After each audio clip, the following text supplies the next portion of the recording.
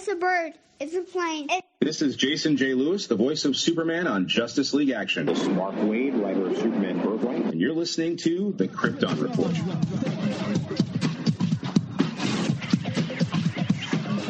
Welcome to the Krypton Report, the All Things Kryptonian podcast, where we talk about anything relating to Superman, Supergirl, Krypton, DC Comics, and TV, movies, video games, comics. I am your host, Tyler, the Superman of Blue, the Man of Tomorrow. On today's episode, we're going to focus on Superman and Lois. Season 1, Episode 15, Last Sons of Krypton, the season finale. And who better to talk the season finale with than the man himself, the Man of Steel, the Superman of Red, my brother-in-arms, Mr. James Cole. Welcome, James. Hey, Tyler. How's it going, man? Oh, pretty good. How are you doing? Doing good, settling in. Every now and then there's that one thing that pops up in the house. You're like, oh, I gotta take care of this. And kids started school, and that was it was weird. That's been my whole week. It's been a long run. Last night first.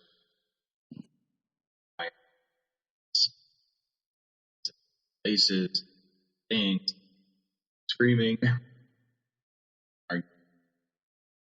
You're like, this is peace. And then you're like, and then you sit back like, okay, when's it going to turn?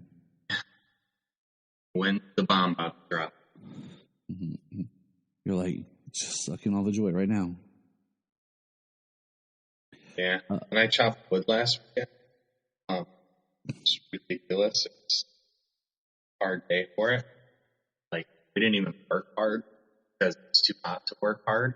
But, chop is just hard work. So, it's a great workout. Like, I love chopping wood just because it's a hard job kind of thing. But like, I don't know, it relieves stress. It feels good. Yeah, I probably sweat now 5 pounds. Makes you feel like a man. Yeah. Well, I don't know what got marks all down. Still. See, what people don't know is James chopping wood is like that scene in Abraham Lincoln Vampire Hunter when he finally hits the tree and just in one swing of his axe cuts the tree in half. That's James chopping wood. Like Tom Williams pounding wood with his fist. Fire, not too.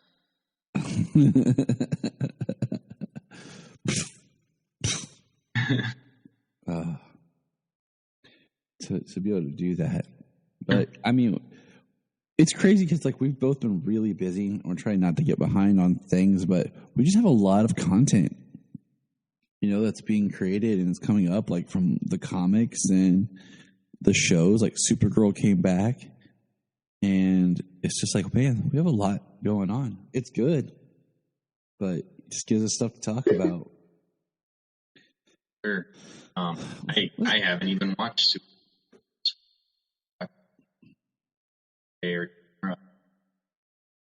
I haven't watched Titans yet, the new episode, because Jeannie and I always watch it together, and she's just been working late, and the kids can't watch it. So so I've been catching Jane up on Titans. So season 3. So I'm watching about at I am and together. She's hopefully by Thursday. Together. Yeah, it's not bad when you go back for a rewatch. No, actually, through a rewatch, just to put it out there. The season 2 finale wasn't as horrible as I remembered it. Like Donna's death. It's just the editing. For almost a 2-year-old episode. Like, yeah. If you're listening to this podcast, I know that was Yeah, I know that was like a big mention stuff, but like as you're watching it, like she's the one who saw and she's the one who responded. Nobody else was like staring at the thing falling down. She's the only one who didn't. You know what I mean? She's the one who saw. She's the one who responded, and in turn, she got bounced. It wasn't as bad as it seemed. Everybody was talking, which was the biggest point of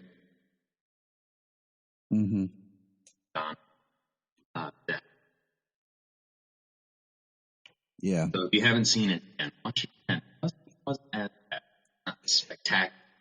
It wasn't as we all. I think we're just taking for the way they cut off season 1 to little. Man, just so bad. Yeah, they're so bad. No, I rewatched it. Not so. So let's say there's not a whole lot of news, but just a couple little tidbits to get going here. The first one, the Injustice movie, will be on Blu-ray and I think digital the same day. I'm not sure. I just saw the Blu-ray release date is October 12th. So October should be a big month for Superman DC. content. Yeah, well, for DC period. I mean, that's coming out 4 days.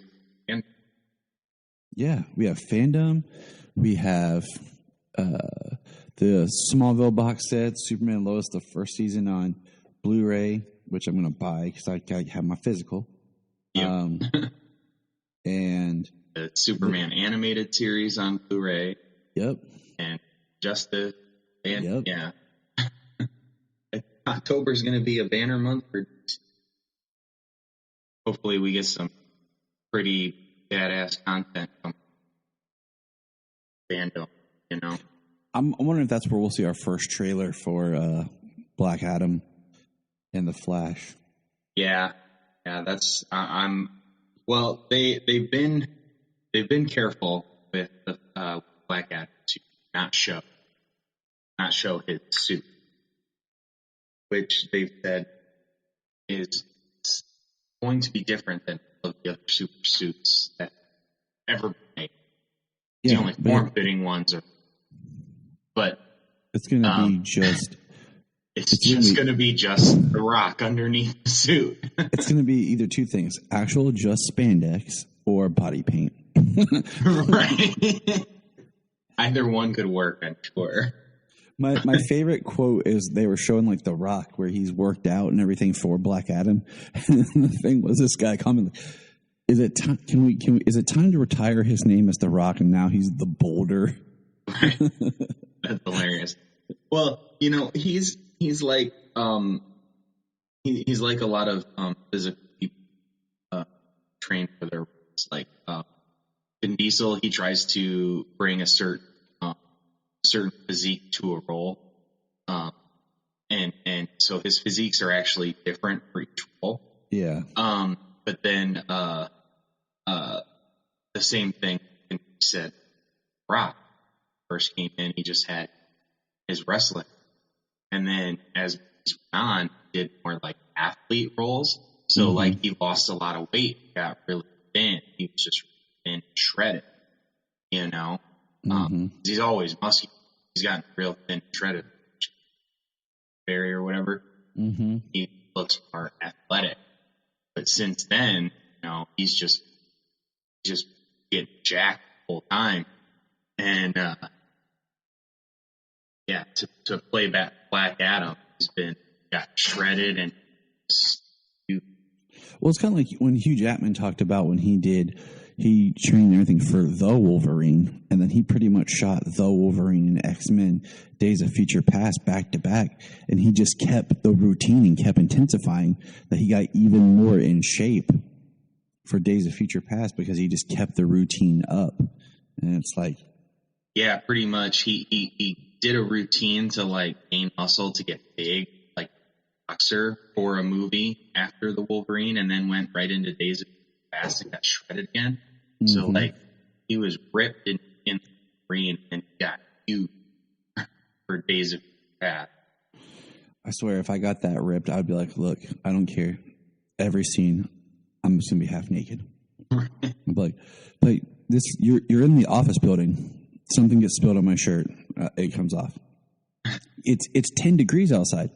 I don't care. Hilarious. So they kept a really good rap on the costume. So I'm hoping that by fandom get like a trailer and a costume feel that would, they've gotten a ton done for the Flash. The Batman's been wrapped for a long time. Yeah, I figure we'll get our second trailer for the Batman then. I just saw that Asher Angel and Zachary Levi are wrapped on Shazam.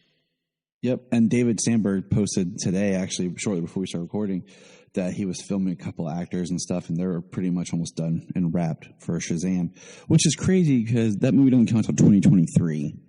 So it's just like, dang. And I hoped, I told Janine this, is I hope that they almost immediately start making Shazam 3.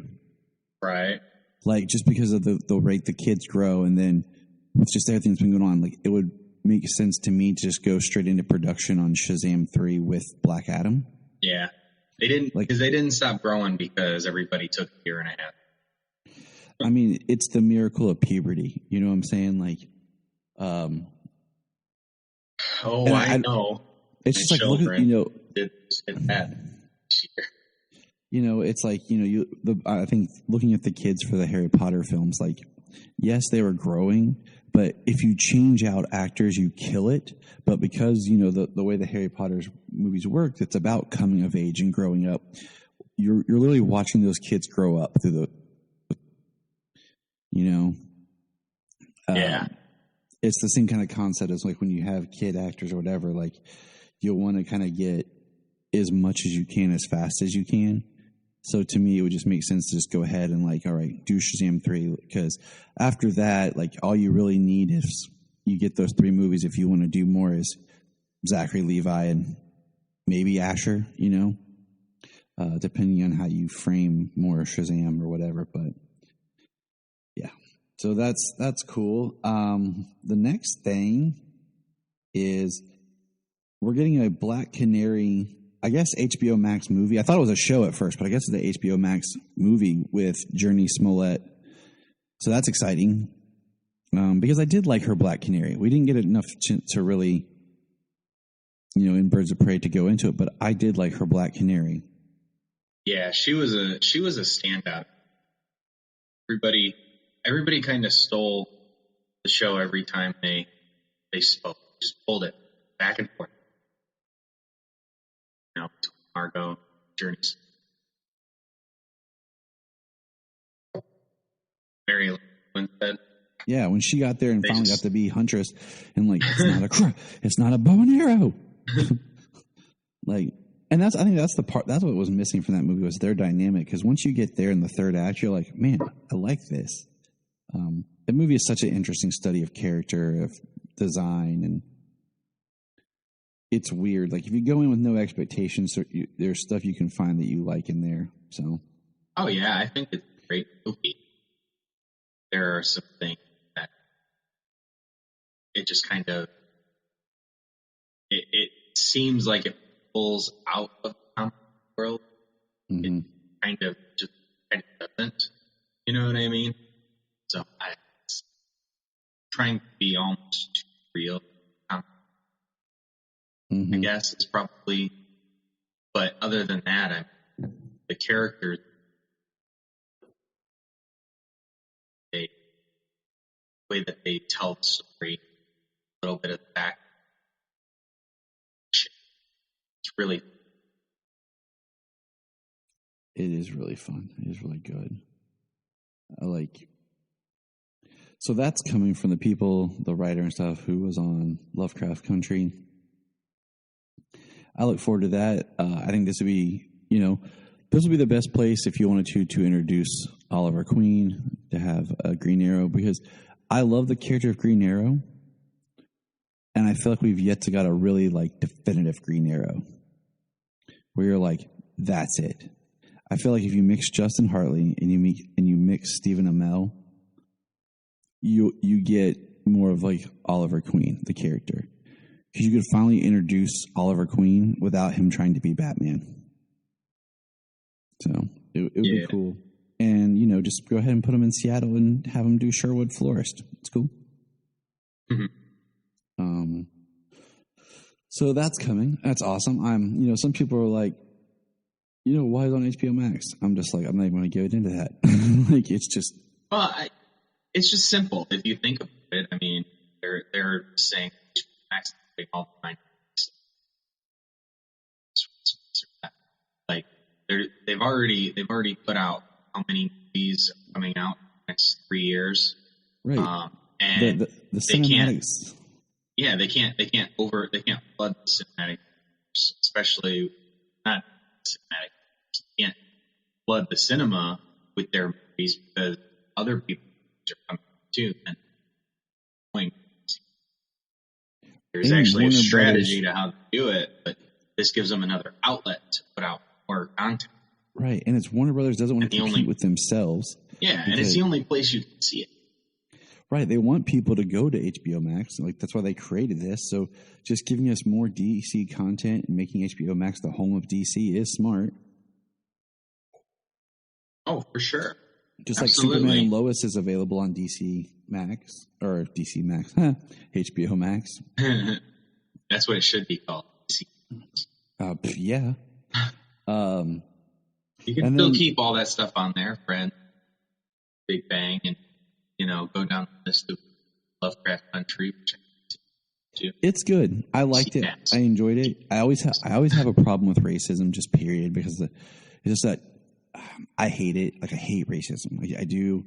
I won't, I was raised young in environments where there was multiculturals and stuff, and you just, kids just grew up. We just liked each other. We didn't hate. And then it's weird because it's amazing how kids can just grow and enjoy each other for the differences and not think of hate and how much hate is later taught. But I'm not going to go down that path right now. But so it's a little hard sometimes for me to watch shows that deal with racism, even when they're really good shows. But yeah, my side tangent. So the Flash. I'm glad there are ones that they're taken seriously. It's something that should never be forgotten, because it happened and it exists, but it definitely needs to go away. Yeah. So, casting announcement for season 8 of The Flash. Tony Curran is being cast as Despero in season 8 of The Flash. Now, this actor is no new person to genre acting. Okay, I'm pulling up his IMDb because I want to read all the stuff that he's done, because I'll tell you what I know him best from. So he's going to be Despero. He was in Ray Donovan. He did voice work for Voltron. He was Finn in Daredevil, the series. He was Gaines in 3 episodes of Sons of Anarchy. That's where they went to Ireland. He was... That's where I'm from. Yeah, where I know him from, and I'm just going through here. He's got an impressive resume. He's done a lot of... He's been in big stuff where he's a small person in the back. Like Doctor Who, X-Men First Class. Going through. Come on. But where I know him most from is Underworld. He played Marcus in Underworld Evolution. And he was Priest in Blade 2. That's where I know him from. Yep. Exactly who you're talking about. And I think he was Skinner in League of Extraordinary Gentlemen, even though Skinner mostly is, not visible. Yes. So, yeah, months ago. I'm about to watch that with the kids. I think Solomon would dig it just because of things. So, yeah, so that's exciting. And then they announced who the people for the guest spots are for The Flash kind of like crossover Armageddon arc. And Flash will kick off November 16th, which I think is like the week after Supergirl ends. That's real. And That model should just yeah. season. So we're going to have, of course, Javicia Leslie's Batwoman, which that'll be interesting because she's never interacted with anybody. Brandon Routh as the Atom is coming back. That's cool. Kate McNamara as Mia Queen. That's cool because I feel like that's kind of giving closure to her character since they didn't get the spinoff. And I guess they could just have her now as operating as the Green Arrow in the background in the universe or whatever. Osric Chow back as Ryan Choi. So maybe there'll be a baton toss or baton pass of the Atom from Ray to Ryan Choi. Good. Kyler Lee's Sentinel. No, you're fine. Kyler Lee's Sentinel from Supergirl. And then last but not least, the one that I really wanted was Cress Williams as Black Lightning. Because I really liked the couple of scenes they got together in Crisis. That's cool. I like it. A little disappointed just because we're not getting anyone from, we're not getting Superman and the Flash together. So that's kind of disappointing that we're not getting to see them operate together. Well, hopefully they'll bring them together later on season. See what happens there. If he doesn't show up there. I was also hoping that we would get Stargirl because they discover the new multiverse and Stargirl shows up and meets the Flash.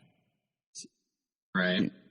I was hoping for the passing on Adam, which I think is after Crisis. Brandon Routh announced his show, and they brought in the guy Choi and stuff.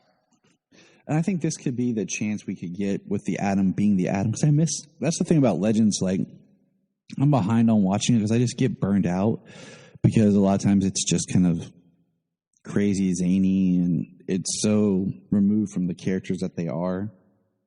And by now, it's all almost characters that weren't really comic book characters or whatever. All just made up for the show characters. As I miss him, Ray Palmer being the Atom, in the suit being the Atom and not just kind of a goofy guy. So it'll be cool. I'm excited just because it'll be a neat little way of doing the Flash crossover and not doing a crossover at the same time. Kind of like this year was just Diggle cameos for the crossover. But all right, I think that takes care of news type stuff. I think that's it. Sounds about right.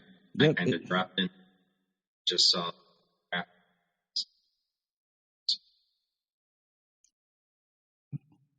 All right. Yeah. Okay. Here we go.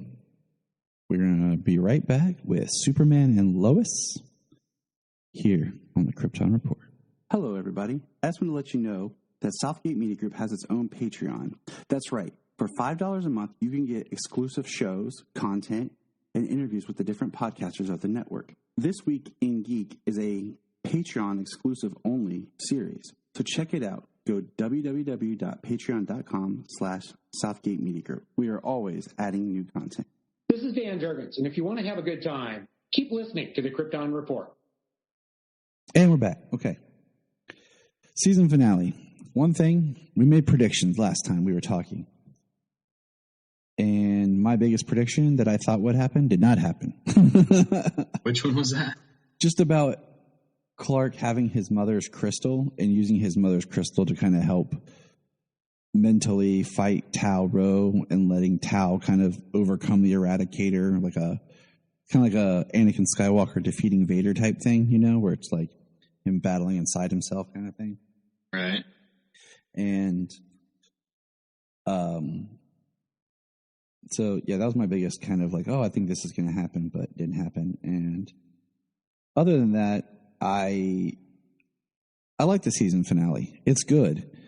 And I heard some people chattering about it online because you can't really avoid this stuff when you're us. That the problem with this show, and not that it's a bad problem, is that so many episodes in on cliffhangers that for other shows would be their season finale. That when we got here, it was kind of like, okay, so what's next week's episode? Oh, wait, this is the season finale. Oh, okay. Right. It's kind of like you had to take a moment to realize, like, oh, wow, this was it. But that's not necessarily a bad thing. It's just point of interest, Yeah. I like the season now. Say going into it, I expected, just a little more. I thought it would be bigger, I guess, action and stuff, but that did detract because what I expected doesn't matter. Right. You know what I mean? So that did detract from the episode at all. I thought it was really good. I think action was awesome. Only one thing I had a little bit of trouble with fire guy. The way that kid speaks is nowhere near the cadence that guy speaks, so it's a little off.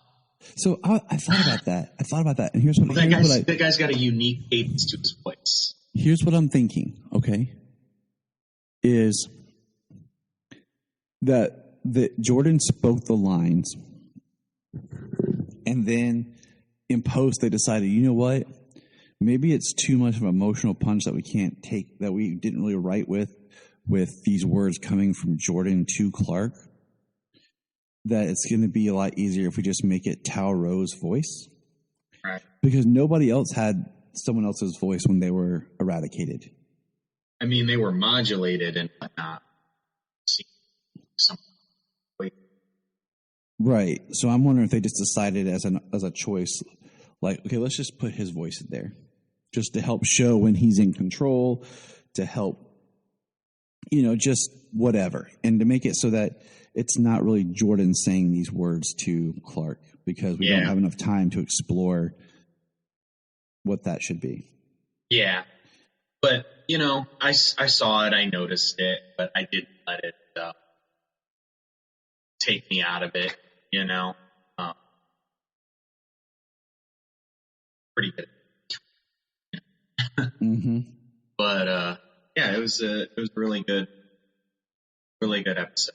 And, it being a season finale, it had, Return of the King number of finales. I was about to say that. This is like Peter Jackson directed the ending. Yeah. And here's one the after end. another. Now let's do this. Well, and the other thing is they're still doing extended episodes, I guess, and I didn't watch it live. We tried to, but we kind of do it as Wednesday mornings, was our thing. We'd get up and have breakfast as a family early and watch it while we ate breakfast. And it was a cool kind of tradition thing, so the kids enjoy it, and trying to watch it live sometimes with trying to keep their schedule is too difficult. So that's just kind of how we rolled with it. Same thing now with Stargirl. We were trying to watch live because the kids enjoy Stargirl, and as everybody should, because it's really a good show and it's a good family show. We're a couple episodes behind. Watch the first. If not. And so, I don't know what was in the broadcast compared to the extended, and I don't care. I like it. You give me more, it's all good. Oh, sure. I understand the idea of that shows. Mm-hmm. Give more character development, more action. I want to see full immersive world. I don't want something that's just press by and done. And if I liked it, I'll go back. Right. I want a world to, so that's why I'm paying director's cuts like that. Have 5, 10, 15, 30, 2 hours extra to it. 30 minutes, 2 hours extra. Yeah. I mean, because if you're engaged, I mean, it's just like I can pop in the Lord of the Rings and get lost in it and watch it and not realize about 3 hours has gone by. Yeah. And the extended cuts and it's all work. talking, you know what I mean? It's all character action, furthering a lot of the story, you know? Like, making you believe that this character has a life, that it's not just this. Exactly. Okay, so we're kind of just going to pop around on this episode because there's all kinds of stuff just running through my brain I want to make sure I hit on. So one thing, because I have it playing in the background while we're talking, is so Talro, destroyed the sun crystal of Jor-El, and they have a pseudo funeral type thing where they bury the crystal at the camp farm, and Clark puts it in the ground, and he's talking about his father Jor-El, his homeworld, and Jania looks at me and goes, "Crystals are known to, when they're put in the ground, to heal and grow together and repair themselves. So let's see." So I'm like, okay, all right. Before I could even say it, like, she's like, "I wonder if it'll like fix itself, but it'll be like Kryptonian tech mixed with Earth because it'll have, particles of Earth grown into it." So that's cool. One thing, Sam Lane, real quick, I wondered last episode if he got injured and was going to die, kind of how we have this theme of like the death of the parental figures through this season, the parental figures of Clark and Lois, being that Clark lost Jor-El, Clark lost his mom, and then Sam was like the last parental figure he had. But nope, Sam's good. He's stepping down from the DEO, so that'll be interesting. Looks like potentially John Henry might take over in the DEO or something, DOD, yeah, dang it. Too many letters. So, yeah, let's, those are some quick thought points. I mean, the episode moves quickly. I mean, it's 40 some minutes, and it starts strong because it picks up right where we kind of left off from last time. We have Lois confronting Leslie, and Leslie ended up in jail. So, I mean, she's still out there. You know what I'm saying? Like, she's still out there. Like, they didn't like wrap up her storyline. She's not in prison. I don't know why she's not in the Phantom Zone, because that'd be the best place to put her. But that's still my working theory that this takes place after the last season of Supergirl.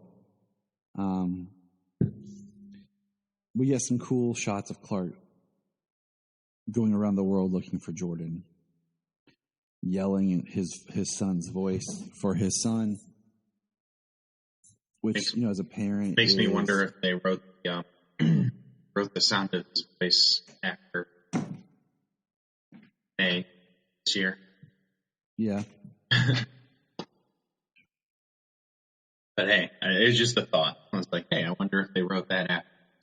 Mm-hmm. I mean, yeah, Leslie's still there. She's alive in prison. I mean, Tal Rowe is still there. He's alive. I thought he was that. Yeah. He gave himself up to eradicate, and that was it. He shut it down. Yeah. So I guess the little bit of him chatting Kal-El after it was all over, after that massive hammer smash. Yeah, John improved his hammer with like some red solar power in it. Yeah. So that was really cool. I thought after that smash, like, I guess the smallest disappointing part of that was that he reverted back to being Tal Rowe. And I thought he was supposed to be eradicate. Yep. So that's interesting and I feel like we didn't really get a chance to deal with him afterwards. Once he became the Eradicator, he just basically became a figurehead. He shows up in Smallville. I don't think he did a little speech. Right. He showed up in Smallville, and I like how he pulls out the ex-kryptonite, and he chooses who to bring to light, and he brings back like the council from Krypton. Yeah, the Defense soldiers. Council. Mm-hmm. So.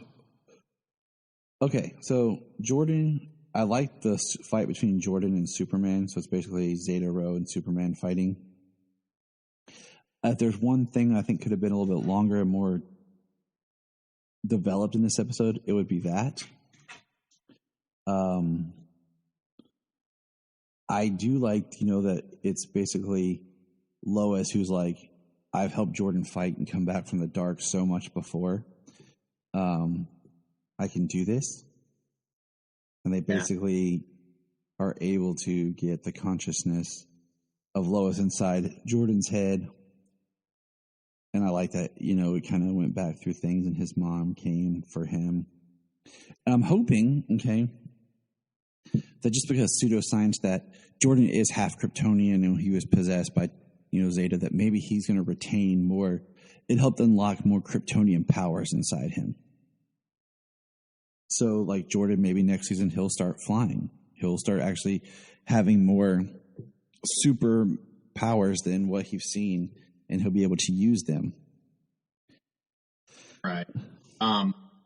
Yeah, I mean, so a couple things. The fight there, I really like the fight. Showed like the speech that was talking about how tortured, and he said he gave up his own son for Krypton strike. So to hurt his body, so kind of protect himself as well. Oh yeah, it's a psychological attack. Yeah, absolutely. Yeah, it was the smartest play because then one, Jordan's body's stronger. Two, it already brings his Superman's defenses down. So yeah, absolutely. Zeta knew what he was doing. Yeah. So that was pretty cool. And then the mind thing, like the one thing that got me was when Zeta woke up. They had to build the tension in the world while Lois was inside his head. So, he got up, he awoke, he's choking Jordan. Jordan's trying to heal. He choked Jonathan, and Jonathan's trying to heal him. And Lois is still in his head. He's not wearing ice. Woke up off. So he just did that tension. So,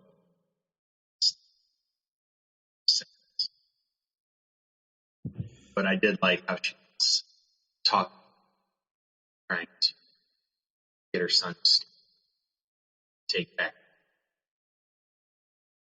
That was a real scene.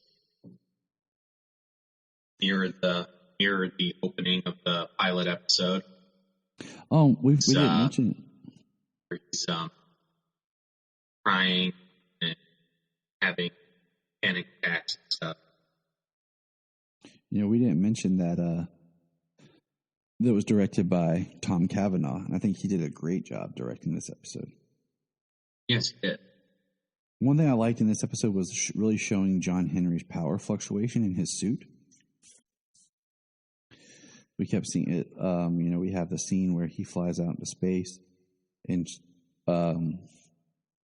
we have Tau, Morgan Edge, whatever you want to call him, in the Schuster mines, basically eradicating the energy where he's just creating a giant bubble to spread his energy and eradicate masses all at once. Yeah, I thought it was supposed to, they didn't really make it clear, but it looked like going like blow up the mine and all of their all that. Yep. It's like the big light. I love the scenes between Clark and John Henry. Like they're really getting that good vibe of buddies together. I really feel like the stakes were good for John Henry in this one, with him fighting the Kryptonians and his suit having issues and getting weaker.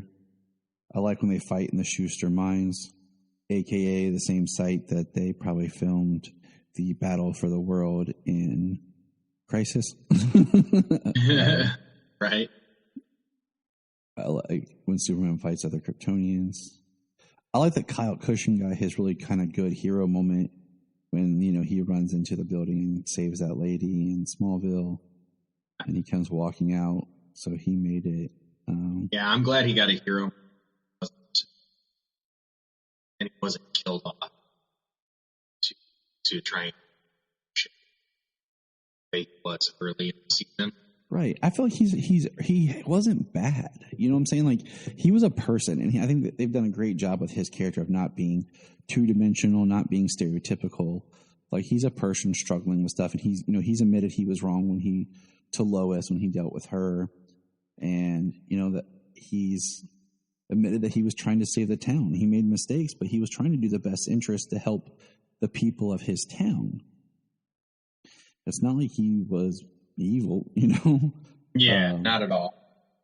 Not at all. He was going through a lot to see the town. And it just kept going, kept pushing. And it was others down. And of course, the Cushings aren't going to leave Smallville. They're not.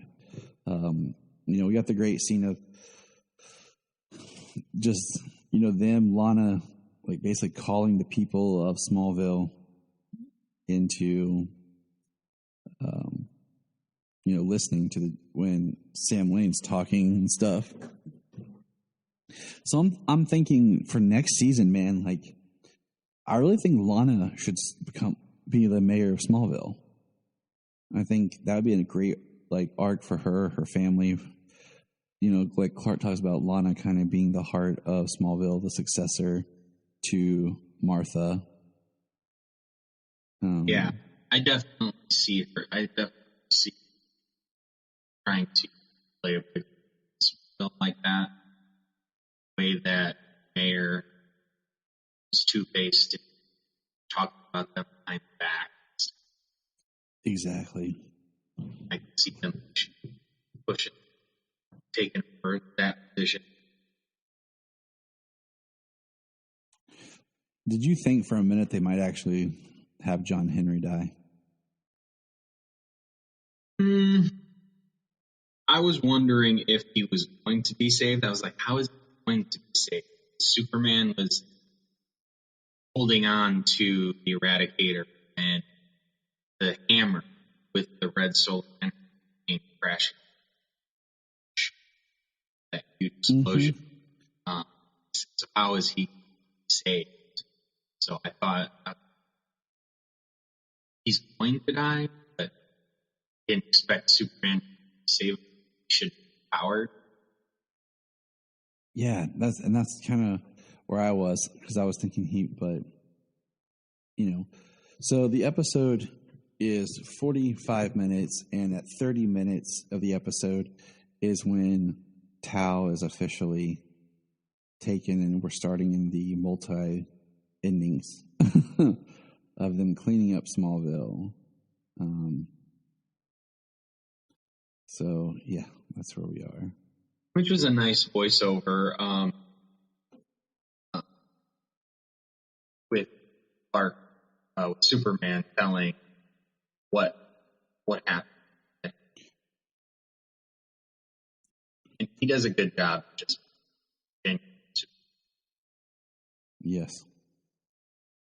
And help. Mm-hmm. But still trying to be truthful and tell people. Honest, and earn that. And that's the best thing he can do. And he's given this report and everything to Chrissy, and it's just interesting. And then we get the good Cushing barbecue for the town. Kyle, the grill master. And okay, so Chrissy had a big conglomerate that wanted to buy the paper, and somehow it works out that Lana has enough. They sold their or not Lana. Dang it, Tyler. Lois sold their lots. Yeah, they're Metropolis. Yep. They have money that they're going to be partners in on the paper. And, I'm just thinking so I don't talk about it much, but I did work for my town's newspaper as a reporter for a little while. It was a very bad experience because the people that worked there were horrible. So I don't talk about it much. But one thing I did learn is a lot of small town papers, they're owned by just like one giant company, one giant publishing. And so, the idea that Smallville is still independently owned is an interesting little tidbit. So Right. But yeah, that's pretty cool. Lois wants that. She wants to print the stories that she always printed, that she always, whether it's,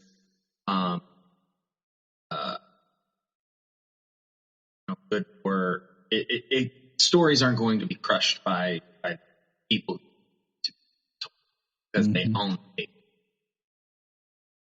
I guess, with Lois Lane at the Smallville paper, my thing is they could maybe branch out and get some online subscriptions, and people wanted to hear her reporting, but they don't have the resources. To me, it's just interesting because small town news it's so small, and little. And if you've lived in a small town and you've worked on it, you'd understand how what's really news and what's just not puff or advertising. And not having the resources for her to do a lot of her investigating like she used to do is going to be a big change for she can't hop on a plane and go to DC or do this, Well, it's like Harry, don't have money for a bicycle chap. Yeah. But they still afford it. Yeah. He just has to say his piece. Mm-hmm. So it's just one of those things what is Lois going to be doing up at the paper, because I don't, season 2 is I'm curious about what they're going to do, because I'm just I feel like you can't make Smallville this little town constantly being attacked.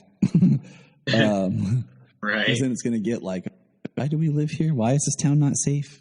What happened in life? Yeah. Why is this town not safe? 10 years of alien invasion for showers and New Year freaks. It doesn't draw attention. I do think so. We do have Tegan, and John make up and whatever. So that's a thread for the next season. And maybe her what do you call it? Her criminal father will be in The Flash or something. Either in the Flash or he'll come to town to see her or something. So that could be a story for an episode or two. Mm-hmm. We have John Henry. He's leaving because of just he's made peace with Superman, but it's hard for him to be around Lois, and I get it. It's cool. But then like he says, even though you're not her, see. Yeah, and it's difficult. Well. So let's skip to the end. What did you think about the very end? The little kind of stinger tease for the stinger. Yeah. Well, I'm glad that Dat is alive. Mm-hmm. That she found her dad. It was kind of cool to see her show up. She was the one who built the suit mostly, anyways. So it's really cool that she was able to have some kind of ship to get there, however she did. Next season. Maybe get more insight into how John traveled through all first, or at least one Earth another. What I figured is John traveled through a wormhole, and basically I figure it was one of those that he was up there fighting Superman, and Natasha was already in a ship or something she built to go up there with him. So he hit the wormhole, and she was maybe just a minute or two behind him. But due to time dilation theory, her arriving Yeah, just like, you hit a wormhole, he lands, and then she lands a minute behind him, but because of the travel and space and science and physics, it's actually, months later. Right. And she was locked onto him, so that's why and I think it's cool. I think it's great because it really helps lift the burden that he carries for his world, for his family, for his daughter.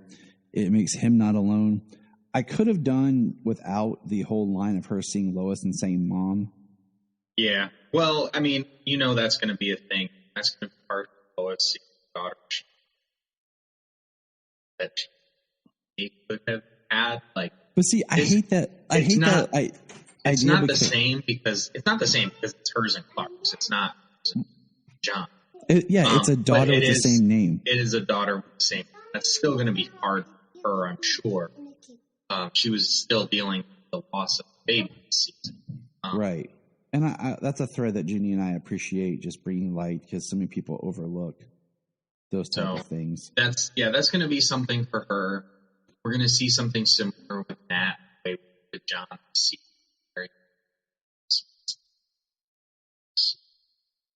her mom, but it's not Lois. It's not Lois. So something similar there. Different feelings, less romantic and more loving and motherly caring. So it'll be nice to see that. We got Nat as a Steel character in the comics as well. So there's the ability to have a superhero. Yeah, I mean, or it could be something where she becomes Steel, and John's kind of more of just the man in the chair type thing or something. Yeah. But yeah, I mean, the show is a great show. It definitely helps when you are able to watch the show straight with all these breaks. Compared to any other CW show, I think the breaks hurt this show because there's a lot of hype, a lot of momentum, and then those breaks really slow that down. And especially towards the end where they had like 2 episodes, they didn't go on a hiatus, and 2 episodes, this show really would benefit from just being able to sit down and like once a week on the CW, watch it straight. Yeah. Well, I'm definitely looking forward to binging now. So watch the story bill. I agree. I'm looking forward to it. I really love this show. It is a very well done Superman show that I don't have complaints for. I'm enjoying what they're giving me. I look forward to it. And it's definitely the Superman that we need. Yeah, and I can't wait there to begin filming season 2 September, right? Yeah, September. Yeah, September. Yeah. All right, we're going to wrap that up. But one thing we forgot earlier is they are bringing for season 3 of Stargirl. Like, we knew that we were getting season 3. And I think we talked about this, or we read it or something, that they mentioned moving production to Vancouver like all the other shows for season 3. I think, or I don't know. There's been so much. But anyways. That would change the look. Right. Not that where they really build out. Back. Or they need to write it into the story that the JSA leaves. And that's why I thought that maybe she would meet the Flash or whatever, and they would come over to our Earth for something, or they go to another city for something. Like there's reasons in the show why there's a change. Right. But we'll see. I can't remember if that's true or not. I could be just telling tales out of school here. But Sportsmaster and Tigress Room become Caesar regulars for Stargirl season 3, which is cool. They have their daughter Artemis Croc, which you and I are talking about. Would be cool if we do have some way of Jade to have Cheshire. And, we get some drama we have family drama from them, like Jade comes back and Jade is basically the daughter that they really want. And Artemis starts to have her turn for good or whatever, Yeah. Or Cheshire is bad and Artemis doesn't follow that. Like we saw in beginning, like beginning of season 2, she spent parents saying it was crap. They were this and it was something at this time or whatever. Mm-hmm. I think when she learns that her parents are actual criminals and killers and stuff, that she will kind of step away from it, and it would help if they did have Cheshire as a push, like Cheshire's bad, they are. Maybe Jade comes back this season or next season, whatever, to take care of her, to help her sister. I just think it'd be interesting to have these two family dramas going on. You know, the one family that's the good working together, 2 siblings, and the other one that's the corrupt. And you have that built-in dynamic of you can have, you know, Artemis as out of place and wishing she was part of a different family. So it'll be cool. I mean, I really enjoy Stargirl. Like, I really enjoy that show a lot. It was definitely a highlight of the DC TV shows. It still remains on the outs from the corruption of the CW. So we keep our fingers crossed. Hey. If you're like me and you love listening to different podcasts about Superman, I have a few that I want you to check out. Some of my favorites are The Last Sons of Krypton. Connor and Ray are always reviewing different books, and it's really nice and refreshing to kind of dig back into older stuff. The Aspiring Kryptonian, Tasman and her team are always finding interesting people to interview. Digging for Kryptonite has become one of my favorite ones to listen to, as Anthony digs into different eras of the character. There's always the Always Hold On to Smallville, which I've guested on before, if you're wanting to step back into that nostalgia realm. So check out all these, and there are many, many more. So check out our Twitter, because we're constantly finding new podcasts that inspire and bring hope to everyone. So now we're going to jump into a little bit of comics here. And this week we got Superman 78, number 1. What do you think? Let me grab my book real quick. It's right here next to me. You know, reading it felt a lot like Superman 7. Felt a lot. You know, reading it felt like Chris Reeves, Clark, Superman, Margot Kidder, Perry White. They all felt like they were pulled to the screen, put on the page. Just hope as we continue forward, you know, it's a terrible person. Yeah, and that's the problem. Like, you know, people always talk about Margot Kidder's Lois. When you go back, she was a horrible person to Clark. You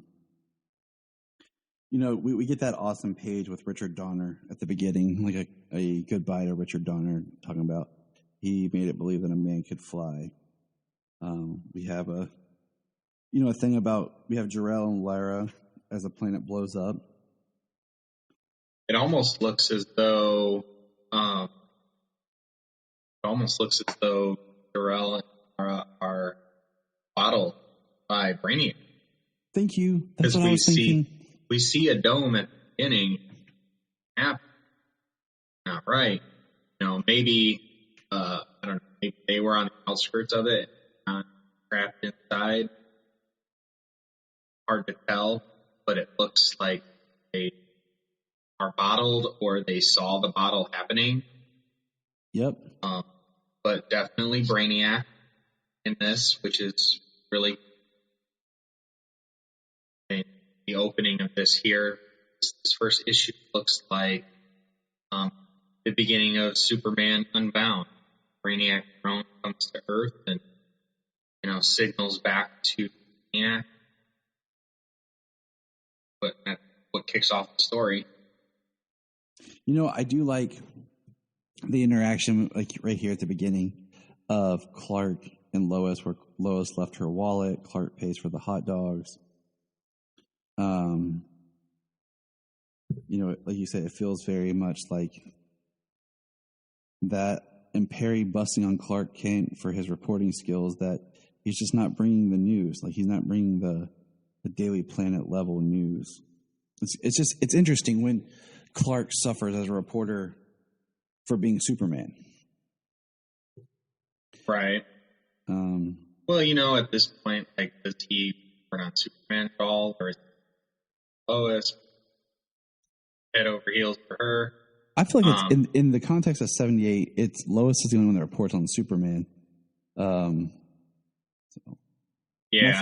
My favorite page in the book is like the shirt rip and then him starting to fly. I mean, and then we have people panic in the streets from the robot, and he shows up and he's fighting. And there's some great lines that feel very 78, like where is it? Where he like says, "Does anyone need medical attention? I'm not sure, officer. I'll get to the bottom of it as soon as I make it sure everyone is all right." I'm not sure if like he would. I like it, but I'm not sure if he would do this. Where he tells the robot, "Allow me to introduce myself. I'm Superman." Yeah, that seems a little bit far, but that's people's nostalgic.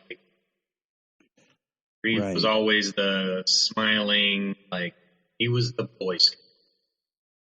I like how and I mean it's through nostalgic glasses. If you rewatch it, it's not as over the top. As much as his Clark is over the top, the way his Superman is nice is not that. Right.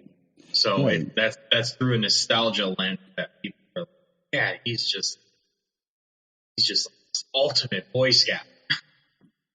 I like how they missed coloring part of his trunks on the page where he gets thrown into the wall by the robot. It's kind of funny. As big of a deal as the trunks are for the Superman. Especially this one, yeah. It reports back and Superman says, "What's a brainiac?" And then we see Brainiac with his bottles talking about the report. There's a Kryptonian. The rogue Kryptonian must be collected by Brainiac. And he's speaking in the third person. So Brainiac is coming to Earth. All in all, I like it. What do you think of the look of this Brainiac? Like skull ship looking? I think the Brainiac looks good. I mean, it's trying to like through a 1970s lens of what they would do for a Brainiac or what their idea of the technology and stuff was. It would definitely feels true to like the Silver Age books and stuff at the time. Right. Well, when you look at Brainiac back then, you got like pink coat and green skin, red dots on his head. Yep. Just hard that he wore. Yep. So I mean, this works quite well. I think the likeness, for the characters in this are good enough. It's always tricky when you're dealing with like likeness rights, especially we just had Batman '89 come out, and how the art looks like the actors, but not perfect. And I think it's more of a likeness rights issue. Like they can't have it be Michael Keaton. It has to be just enough so you see Michael Keaton. Yeah, I think that's what they did. I think they got artists who could do like a likeness, just give you shades of that likeness, but not make it look like the actor. So and you can see it, but just because of those little details. And like you and I talked about before, Gary Frank's Superman in Secret Origins that he drew looks a lot like Chris Reeve Superman. Yeah, and yeah. So the Gary Frank Superman looks a lot like Chris. So right there's another almost variation of that likeness issue. So here's a story. His Chris always looks more like upset in the yes, like he's got the upset look down, and he's got the cheery look. So when he's like smiling and happy, and when he looks angry, those both look exactly like Steve. And then in between, like, looks a lot like, but not exactly. I agree. So here's my question to you. This is Superman 78. And what makes this Superman 78? And why I say that is, okay, Batman 89 is coming out. And there were two screenwriters that worked on the script for Batman 89, Sam Hamm and another gentleman whose name evades me right now, who passed away shortly after Batman 89. So Sam Hamm is writing the book, Batman 89, okay, which feels like it's from an authentic, organic place. Because it's one of the creators who helped shape that film, continuing that story. But all your creative forces behind Superman 78 have no involvement in this story. You know, Chris Reeve is dead. Richard Donner has passed. Tom Mankiewicz has passed. You know, those are the ones who really, carved out the script. I mean, the script went through several writers, rewriters, but it was Tom Mankiewicz with Donner who really finished it and put the shooting version on screen. So I feel like the forces that really, even the Sulkines have no, what do you call it? Ilya is still alive, have no part in this story. So now it just becomes almost like a Superman 78, not fan fiction, but like. It's like Batman 66, nostalgia, telling stories that you didn't or couldn't see.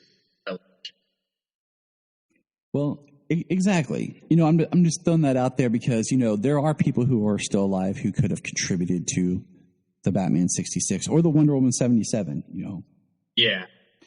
But there's nobody alive to really make Superman 78 connected to the original. So it's just a thought. That's all I'm saying. Where they might have seen it. Like in Batman 89, there's Tim Burton Easter eggs all over. Just to show, Tim Burton's. they're stamping that right there. So yeah, we'll see as it continues. We're definitely read all 6. Sure, I'll buy all 6 issues and buy the trade when it comes out then. And I think this would definitely be one that would benefit from a trade, but I want to read it, as it comes. And I had a poll. Go ahead. I hope they continue beyond 6. I know it's a 6-issue story, but I hope it sells well. Expand. They did a number of issues at 6, and I would like to see this further if possible. Like to see where the story goes and how much they adhere to this 1978 world, Metropolis, the way they write characters.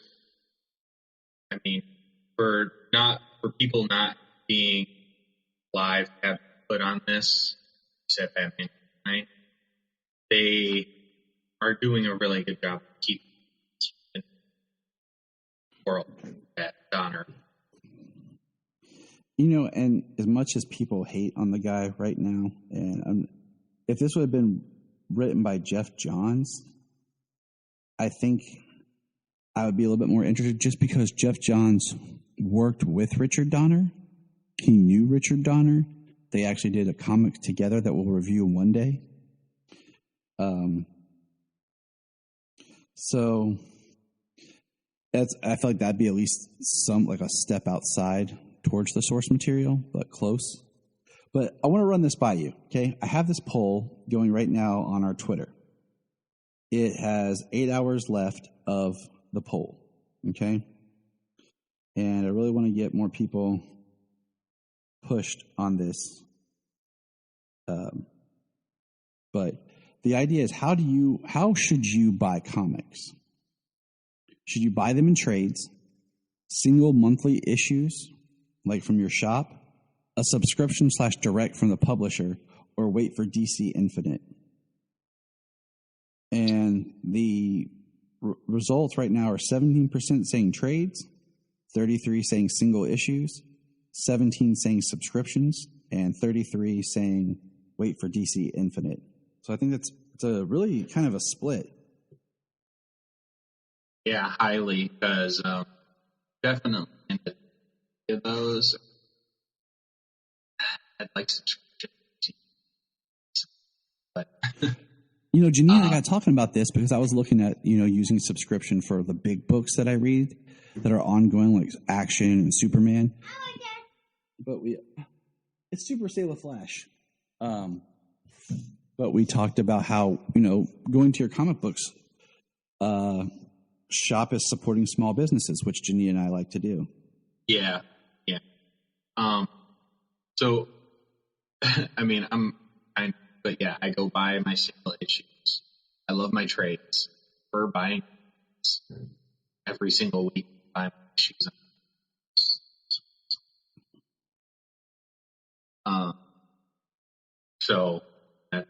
But I want to keep up on Superman.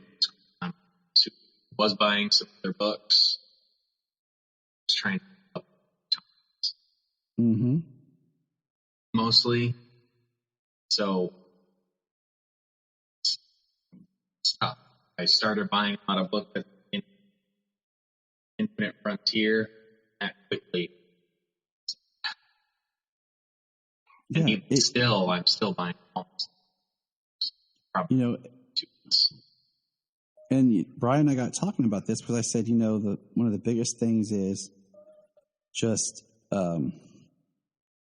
like the whole big Batman things come to the Fear State or whatever. I'm like, I want to read it, but that's when I'm going to wait for DC. Now, this is perfect for my Flash. It's Sayla as the Flash. Go save the world, Sayla. Go save the world.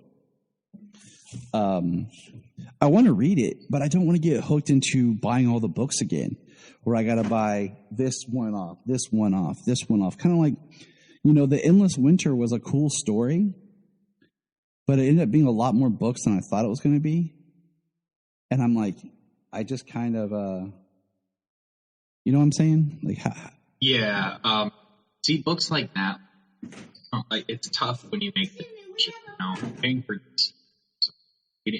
I'm reading lots of issues on that, old issues. It's more than 6 months, But there are a lot of issues that I was buying back at the beginning of Infinite Frontier that I'm going to have to pick up every week because I got it on PC. Right. Wait, I remember I need to know what's going on and just wait for them to come out on DC Universe. And it's tough. It is tough, It's but tough I feel to like they're figure out putting- where you're spending. I'm having more fun. So I told Brian, I was like, since they did the DC Universe Infinite app, it doesn't automatically start where you're reading the comics panel by panel, because I hate reading panel by panel. I like to just have like a PDF of the page and read.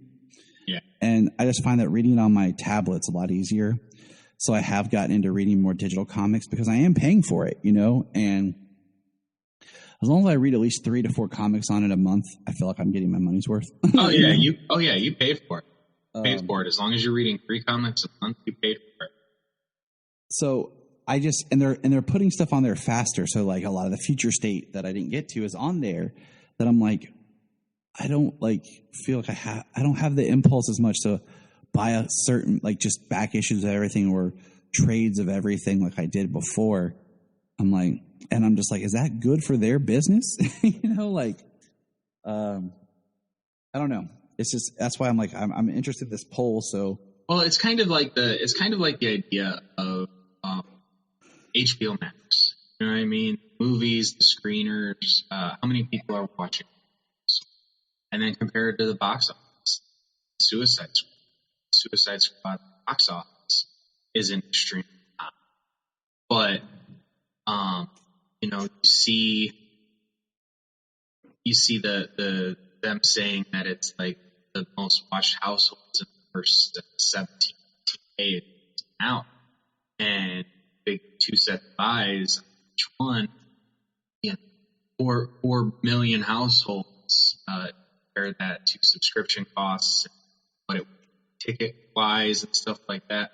They're making a killing. These coming out on streaming. The amount of, I don't have all the math in front of me. Other people have done it. I have myself, but they're making millions, hundreds of millions of dollars on subscriptions with these amount of people watching it. What they would be making in theaters, they're still making it in revenue over here on this end because they have more revenue streams now. And I think that's the same thing with DC Universe. Even though they're not selling issues, as long as people are paying for DC Universe, they're buying 3 issues a month. Every single person who's subscribed is buying 3 issues a month. But see, the one thing like HBO Max is you aren't spending the money. Like, you make this movie and you release it on HBO Max. You're not profit sharing your tickets with the theater. Even though that's, and you don't have to pay for advertising like you did before. The marketing advertisement, the budget is lower because it's, a lot of it's in-house advertising too. It's interesting because look at comic books themselves. I mean, you go and grab a comic off the 90s, there's ads for like Nintendo and Sega and other stuff inside of it. Now, all the ads inside comic books are for other things, other comics, or like the shows that are on of the DC shows or whatever. Like the Superman 70, you open it, the front cover, I think, it's that Richard Donner, and then back cover is Superman and Lois. Page before that is Titans. And then the back is Stargirl.